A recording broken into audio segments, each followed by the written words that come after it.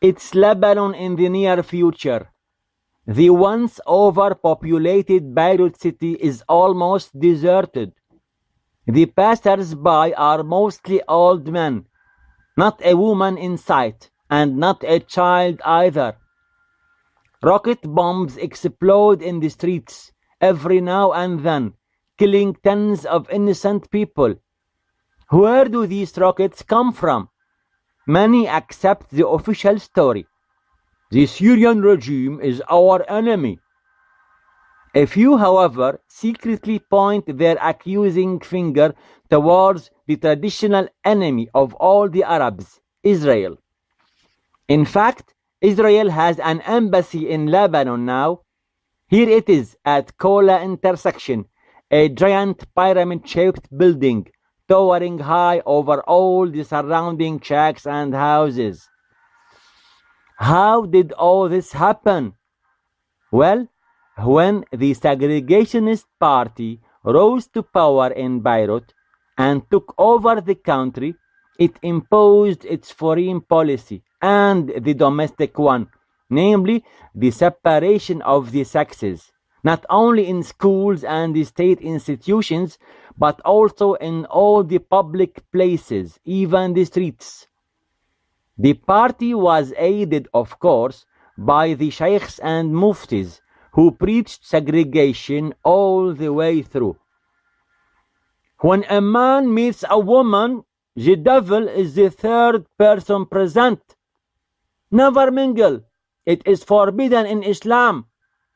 Integration of the sexes is haram, a crime in the eyes of Allah. There is more. Any relationship between man and woman is illegal, including marriage. The sexual intercourse in itself, says Al-Badawi, the head of the segregationist party and soon the prime minister, is the most abominable act. Don't do it, please. This is the Lebanon described or warned against in Issam Hamad's novel Sex in the Time of Segregation. Salim Ubaid is a teacher at the boys-only school in Baalbek. The young man lives deprived of the other sex, and he doesn't like it.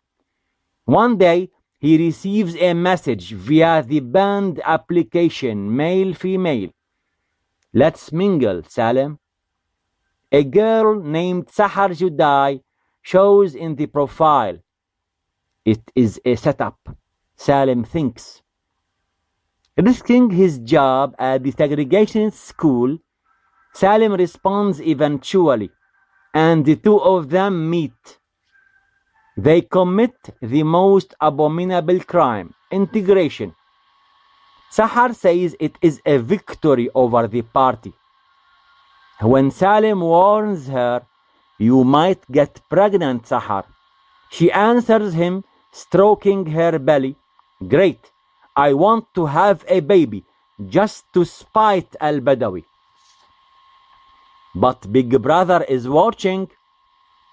The forbidden act is recorded and shared on social media.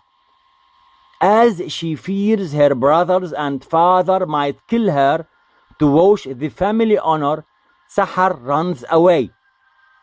It is rumored that the pregnant woman leads an underground organization, the integrationist movement, whose main goal is arranging mass marriages in order to counteract the depopulation of Lebanon that the segregationist party is planning to achieve.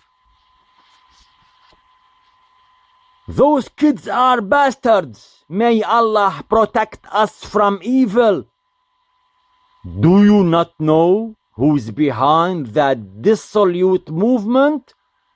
The Syrian regime, without a doubt.